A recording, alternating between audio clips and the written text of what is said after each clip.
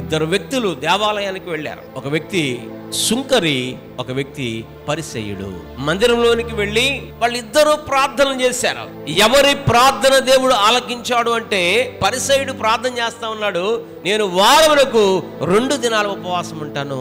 తన భక్తిని, తను చేసే కార్యాలను పొగుడుకుంటా ఉన్నాడు, గొప్ప చేసుకుంటా ఉన్నాడు. మరొక వ్యక్తి ప్రార్థన చేశాడు, ప్రభువా నీ వైపు కన్నులెత్తి చూచుటకు కూడా ధైర్యం చాలినటువంటి వ్యక్తిని, నేను పాపినయ్యా, నన్ను క్షమించు తండ్రి అని సుంకరి తన్ను తాను తగ్గించుకొని ప్రార్థన చేసినట్లుగా బైబిల్లో వ్రాయబడి ఉంది. వీరిద్దరు చేసిన ప్రార్థనలో ఎవరి ప్రార్థన దేవుడు ఆలకించాడంటే, ఎవరి ప్రార్థన దేవుడు అంగీకరించాడంటే, సుంకరి చేసినటువంటి ప్రార్థన.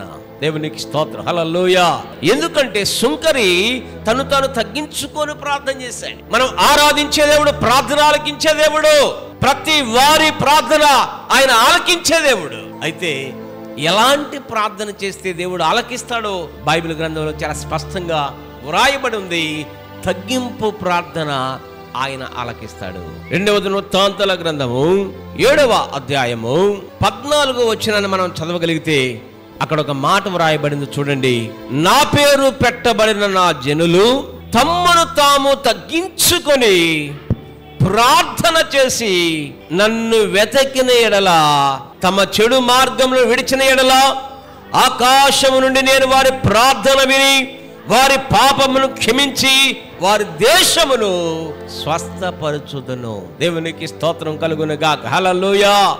పిల్లరా, దేవుని యొక్క వాక్యం చెప్తుంది, ఎవరు తన్ను తాను తగ్గించుకొని ప్రార్థన చేస్తారో వారి ప్రార్థన దేవుడు ఆలకిస్తాడు. మనం ఆరాధించే దేవుడు ప్రార్థన ఆలకించే దేవుడు.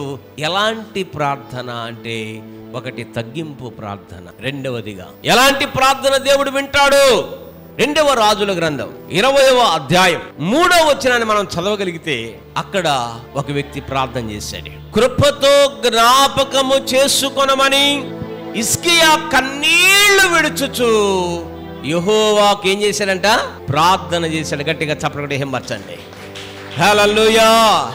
ప్రియులారా, ఎలాంటి ప్రార్థన దేవుడు ఆలకిస్తాడంటే, ఒకటి తగ్గింపు కలిగిన ప్రార్థన, 2 కన్నీటి ప్రార్థన. కన్నీటితో నువ్వు దేవుని సన్నిధిలో మొరపెట్టగలిగితే, కన్నీటితో దేవుని యొద్దకు రాగలిగితే, కన్నీటి ప్రార్థన చేయగలిగితే దేవుడు ఆ ప్రార్థన ఆలకిస్తాడు, వింటాడని బైబిల్ సెలవిస్తా ఉంది. అందుకే భక్తుడు అన్నాడు, ప్రార్థన ఆలకించువాడా. ఈ భక్తుడికి మరణకరమైన వ్యాధి వచ్చింది, చనిపోతాడేమనేటువంటి భయం పట్టుకుంది. అయితే ఆయన దేవుని సన్నిధిలో కన్నీళ్లు కారుస్తూ ప్రార్థించినట్లుగా మనము చూస్తా ఉన్నాం. దేవా, కృపతో నన్ను జ్ఞాపకం చేసుకోయ్యా, నన్ను జ్ఞాపకం చేసుకో. ఏడుస్తూ ఉన్నాడు, కన్నీళ్లు విడుస్తా ఉన్నాడు, దేవునికి మొరపెడతా ఉన్నాడు. ఆ ప్రార్థన, కన్నీటి ప్రార్థన దేవుడు ఆలకించాడు. దేవునికి స్తోత్రం, హల్లెలూయా. ఒకవేళ మనుషులు వినకపోవచ్చు, నీ మొర ఆలకించకపోవచ్చు, ఎంత చెప్పినా మనుషులు పట్టించుకోకపోవచ్చు, కానీ దేవుడు నువ్వు చేసే కన్నీటి ప్రార్థన ఆయన ఆలకిస్తాడు. ఒక ఆయన అన్నాడు, అయ్యగారు, నేను ఎంత చెప్తున్నా నా భార్య వినట్లేదండి, నా మాట పట్టించుకోవట్లేదండి, నా మాటలు ఆలకించట్లేదండి. వాక్యం చెప్తుంది, నువ్వు కన్నీటితో ప్రార్థించగలిగితే ఆ ప్రార్థన దేవుడు ఆలకించాడు. హిజ్కియా చనిపోతాడు అనుకుంటున్నారు. కారణం ఏంటంటే ఆయనకు మరణకరమైన వ్యాధి కలిగింది. దేవా, ఏ డాక్టర్ నన్ను బాగు చేయలేడు, ఏ వ్యక్తి కూడా నేను సంప్రదించిన ఉపయోగం లేదు.